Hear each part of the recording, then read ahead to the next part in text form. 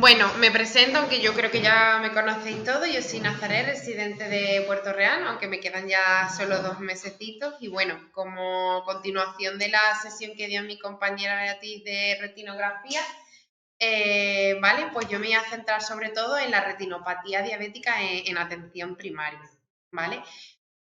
No creo que os pueda enseñar mucho, pero bueno, creo que al final un recordatorio y aunar las diferentes cositas, tanto en qué es, cómo se aborda, cuál es el cribado y demás, sí que sería interesante, por lo menos a título personal y profesional me ha servido bastante. Empezamos con un pequeño índice donde de forma muy rápida voy a comentar la anatomía y la sistemática de interpretación en la retinopatía, en este caso diabética. Me voy a centrar después en qué es, ¿vale? La definición, la prevalencia, la clasificación, los factores de riesgo, el diagnóstico precoz y la importancia del cribado en atención primaria y unas pinceladas básicas de cómo podemos registrar dicha patología. Luego nos centraremos en las principales lesiones, ¿vale? Como un tipo por la bibliografía. Vale, rápidamente, como que ya lo mencionó mi compañera Beatriz, qué es lo que hay que ver dentro de después de realizar una retinografía. En este caso, lo que tenemos que hacer especial importancia es localizar la zona, ¿vale? Localizar la papila, dónde está, localizar los vasos, ver las arterias, ver las venas, localizar la mácula y luego ya, si es patológica, localizar las diferentes lesiones que pueden aparecer y que luego ya veremos en la sesión. Aquí simplemente un recordatorio, dividir, bueno, pues en cuadrantes, tomando como referencia esta mosquita, que en este caso sería el ojo derecho, como ya explicó Bea, dividir el sector nasal, sector temporal, arcada superior, arcada inferior y como hemos comentado, pues las principales referencias anatómicas que tenemos que tener en cuenta para describirla. Vale, ¿qué es la retinopatía diabética?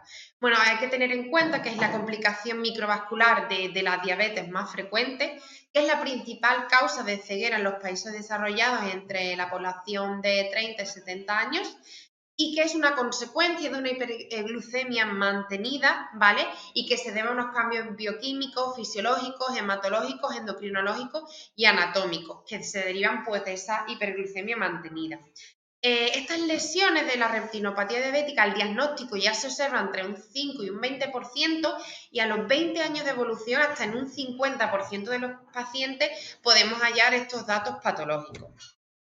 ¿Qué síntomas tiene? Bueno, al principio de la afectación de la retina suele pasar desapercibida y suele ser asintomática, ¿vale? Hasta las fases avanzadas en las que ahí el tratamiento es poco efectivo. Por eso la importancia de hacer un diagnóstico y un cribado precoz, ¿vale? Esta es la importancia y es donde nuestro papel radica.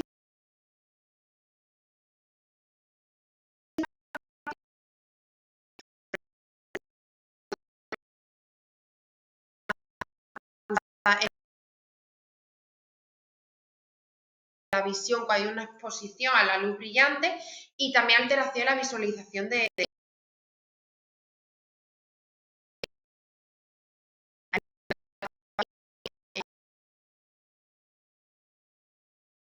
pero una vez que ya hayamos datos patológicos, pues es la fotocoagulación con láser y la terapia intravítrea. La prevalencia, bueno, la diabetes mellitus llega hasta un 3% de los pacientes y en la diabetes mellitus tipo 2 hasta el 30,2%, en eso oscila más o menos la prevalencia. La clasificación, bueno, tenemos fundamentalmente, que aquí os he definido un poco según los hallazgos en qué tipo de retinopatía estamos, pero está claro que por un lado está la no proliferativa, con la visión de estas lesiones, ¿vale? En una retinopatía en la que no se observaría nada, en la leve, que puede haber varios microaneurismas, en la moderada, que puede haber más microaneurismas que en la leve, pero menos que en la severa, y aquí los criterios diagnósticos de qué sería la no proliferativa severa, en la que ya veríamos bastante hemorragias intrarretinianas, incluso alteraciones venosas, IRMA, que todo esto lo veremos posteriormente con imágenes y con definición. Y luego la proliferativa en la que ya hay neovasos por definición de la patología. Los factores de riesgo principales.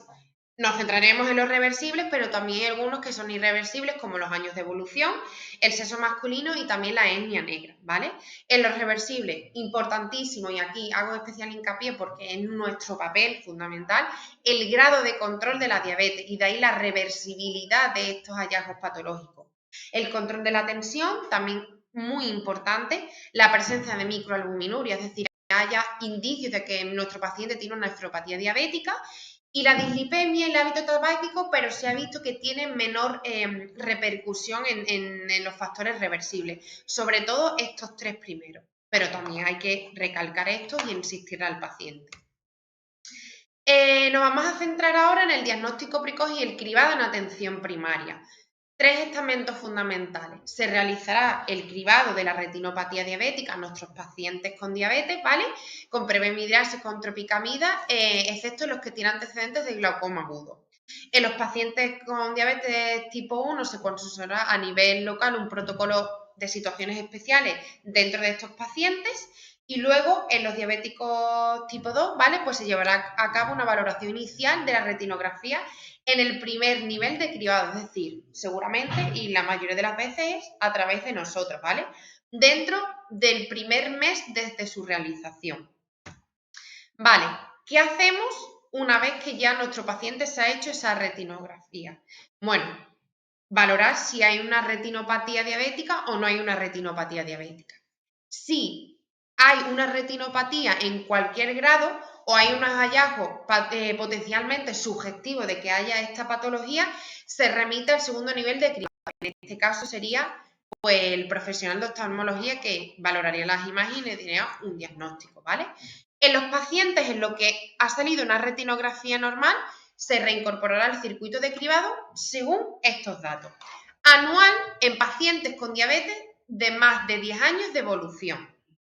Trienal en pacientes que tienen menos de 10 años de evolución y que tienen un buen control de los factores de riesgo, es decir, buen control tensional, buen control de la nefropatía diabética, que no fumen, que tengan control del colesterol, la hemoglobina glicosilada. Y luego, de manera individualizada, entre 1 y 10 años, en pacientes que a lo mejor tienen menos de 10 años de evolución, pero que tienen más factores de riesgo o mal control de estos factores de riesgo. Vale, aquí simplemente es un resumen de lo que he explicado en la diapositiva anterior, en el que, bueno, un paciente recién diagnosticado de diabetes, me da igual tipo 1 o tipo 2, se hace dentro del primer año un primer retinografía. En la que hemos visto que no hay lesiones, bueno, cada 2-3 años o anualmente, según esos factores de riesgo que hemos comentado, que seríamos nosotros los que nos encargamos de ello. En la retinopatía leve moderada o la grave, que ya hay datos o hay indicios de que hay una retinopatía diabética, eso ya corre a cargo del segundo nivel de cribado, que sería oftalmología. Vale, aquí, bueno, ya lo explicó Rafa en su sesión, ¿vale? Simplemente dar unas pinceladas de dónde registrar todo ello que le hemos hecho a nuestro paciente. Bueno, pues estaría dentro del PAI, ¿vale? Aquí en Plan Integral de Diabetes, ¿vale? Y esto sería cómo recogemos los datos aquí y vemos aquí las imágenes y explicamos o ponemos los hallazgos que nosotros le hayamos visto revisando la retinografía. Otra manera de registrarlo, una vez que ya se hayan hecho esa valoración de las imágenes, es también dejarlo registrado en la historia clínica, que aquí lo vemos, que es este iconito, ¿vale? Que, bueno, no me voy a centrar mucho porque ya lo explicó Rafa en la sesión, simplemente era un recordatorio. Vale, principales lesiones, aquí donde me voy a centrar sobre todo, los microaneurismas, ¿vale? ¿Qué son los microaneurismas? Pues son dilataciones saculares de la pared de los vasos. ¿Cómo lo vemos en la retinografía? Pues aparecen como puntos rojos intrarretinianos. Aquí la flecha es verdad que no señala especialmente dónde está, ¿vale? Pero serían estos de aquí. Son puntos rojos intrarretinianos. Son reversibles con un buen control metabólico y lo he querido remarcar aquí porque pensamos que aunque, bueno, que nuestro paciente presenta esas lesiones como que ya está de cabeza en esta enfermedad y hay que tener claro que son reversibles con un buen control metabólico y de los factores de riesgo y un buen cribado precoz. Los microaneurismas, aquí vemos bastante, no sé si lo veréis aquí, es que se ve regular. Aquí el que más se ve, son estos puntitos, quizá ahí no se ve del todo bien, aquí en el ordenador se ven mejor. Las hemorragias retinianas, ¿vale? Es que son alteración de la permeabilidad vascular de los capilares o bien por la ruptura de los microaneurismas que hemos referido anteriormente. ¿Cómo se ven en la retinografía? Pues son manchas rojas redondeadas que tienen a veces límites poco definidos, como vemos aquí hay varios, ¿vale? Y que tienen morfología variable. Sí que tienen valor pronóstico según el número y la extensión que tengan estas hemorragias retinianas. También remarcar que su reversibilidad con un buen control de la enfermedad. Aquí tenemos, no sé si lo veremos más, aquí sí, aquí se ve mejor, aquí varias, aquí hay otras, ¿vale? Esto ya comentaremos lo que es, aunque bueno, yo creo que lo sabéis de sobra. Los exudados duros, ¿vale? Que son lesiones amarillentas con bordes bien definidos, que por lo general aparecen de un amarillo brillante, ¿vale? Y que se deben a depósitos extracelulares de lípidos y lipoproteínas, consecuencias del aumento de la permeabilidad vascular.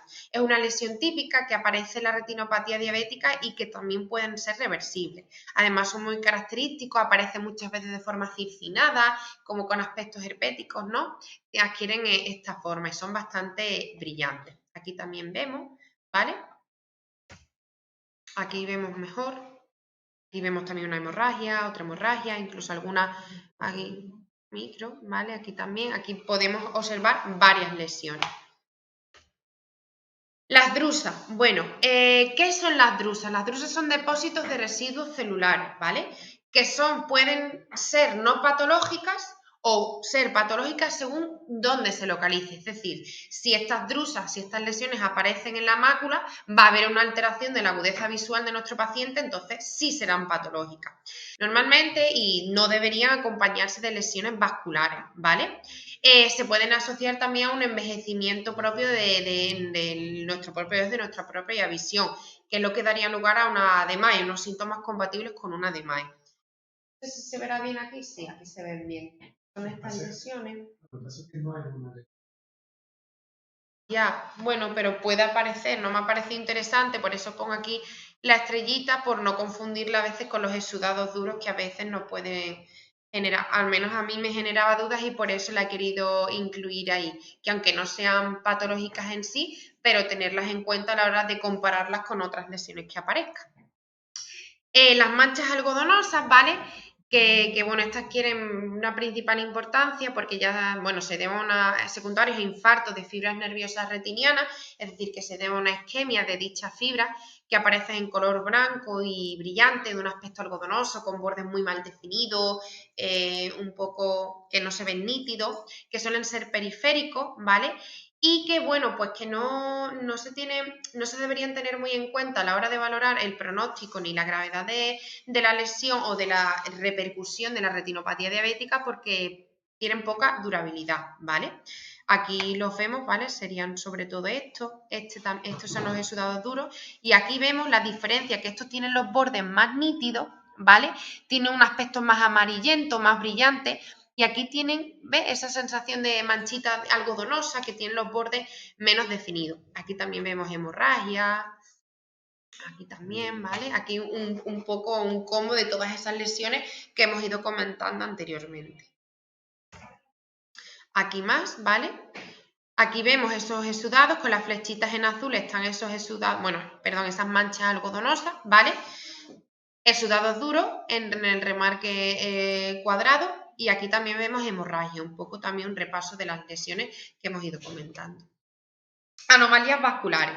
Bueno, ¿qué son las anomalías vasculares? La presencia de anomalías vasculares en la retinografía constituye un indicador de progresión de esa hipoxia retiniana que hemos comentado anteriormente y que hay presencia de áreas de isquemia. Hay un riesgo posible de evolución de esta retinopatía hacia formas proliferantes, es decir, que ya por el compromiso de esa isquemia haya un estímulo de la angiogénesis y se genere esa proliferación de los vasos. Y estos sí son criterios de clasificación de la gravedad porque podemos pasar de una no proliferativa a una proliferativa. ¿Qué tipo de lesiones nos podemos encontrar en las anomalías vasculares? Dilatación, arrosareamiento, publicación, envainamiento, los exudados perivenosos y la IRMA, ¿vale? Que los iremos comentando en las diferentes diapositivas y fotos. Bueno, aquí vemos, ¿vale? En azulito, no sé si lo veréis bien, como un asa vascular que vemos aquí, que forma parte de las anomalías vasculares, y aquí la flechita negra, pues es un exudado, ¿vale? Aquí Es muy curiosa esta foto y que son precisamente dos de las lesiones principales que nos encontramos en las anomalias vasculares. Este arrosariamiento que se ve aquí, venoso, y aquí la aparición de la IRMA, ¿vale? Que no es más secundario a esa isquemia prolongada dentro de la retinopatía. Aquí vemos también que esto sí que es verdad que parece ahí, puede ser también un poco de arrosariamiento, aunque yo lo encontré también, como lo definía, como una duplicación venosa, esa tortuosidad que presentan las venas, ¿vale? Y aquí otro asa venosa, como hemos visto aquí en la diapositiva anterior, ¿vale? Y ya pasamos a cambiar de tercio, ¿no? Porque ahora ya pasamos a definir lo que entraríamos dentro de lo que es la retinopatía diabética proliferativa, en la que ya vemos vasos anómalos para compensar esa isquemia generalizada y prolongada en la que se ha visto envuelta por los vasos de la retina. Pueden dar lugar a ciertas complicaciones como son las hemorragias vítreas y el desprendimiento traccional de la retina. Retinopatía diabética. Aquí vemos una no se parece un poco también de todas las patologías que hemos visto, hemorragia vítrea, vemos la presencia de neovasos, toda esta hemorragia vítrea también que dificulta la visión posterior de lo que haya debajo de esa lesión, ¿vale? Y aquí vemos también lesiones compatibles con la neovascularización. Y por último, ¿vale? El edema macular diabético, que bueno, es una de las manifestaciones que se da en la retinopatía diabética avanzada, es la causa más frecuente de discapacidad visual en los pacientes diabéticos y que se debe principalmente a un engrosamiento de la retina por acúmulo de líquido en el área macular. Es verdad que nosotros, como tal, no podemos diagnosticarla porque para eso el diagnóstico de certeza se hace a través de la OCT, pero sí que bueno, que viendo signos y síntomas compatibles podemos diagnosticarla. Tiene una clínica variada porque efectivamente depende de su localización. Es decir, que si yo veo aquí la presencia de unos exudados duros en el área macular y nuestro paciente lo que nos está contando, un paciente diabético, nos está contando una pérdida de esa agudeza visual, pues sí que tenemos la sospecha al menos de que pueda haber un edema macular diabético, ¿vale? Aunque el diagnóstico de certeza se haga a través de la OCT. Hay una clasificación para este tipo de edema macular, ¿vale? En el que, bueno, aparentemente ausente, en la que no hay un engrosamiento, en la que no veríamos ningún dato o signo patológico en la retinografía. El edema macular aparentemente presente, en la que podemos ver, como hemos dicho antes, como vemos también en esta imagen, que haya esos exudados duros en la mácula o en el polo posterior. Y la que está presente, es decir, que ya hay un diagnóstico de certeza, lo mismo me centro en esta porque es lo que podemos ver nosotros, que es la presencia de exudados duros en el polo posterior cercanos al centro de la mácula y que me está afectando a la visión del paciente. Al igual que aquí, el engrosamiento de la retina con afectación clara de la mácula, aunque el diagnóstico de certeza, vuelvo a repetir, que sea a través de la OCT. Aquí lo vemos, bueno, esto es algo, la verdad es que es muy llamativo, muy marcado, ¿vale? Pero que aquí son discretos, veis estos exudados duros alrededor de la mácula, ¿vale? Incluso con estas hemorragias. Y bueno, pues sería un diagnóstico presuntamente de edema macular diabético, ¿vale? Y bueno, pues nada, eso es todo y espero no haberme extendido.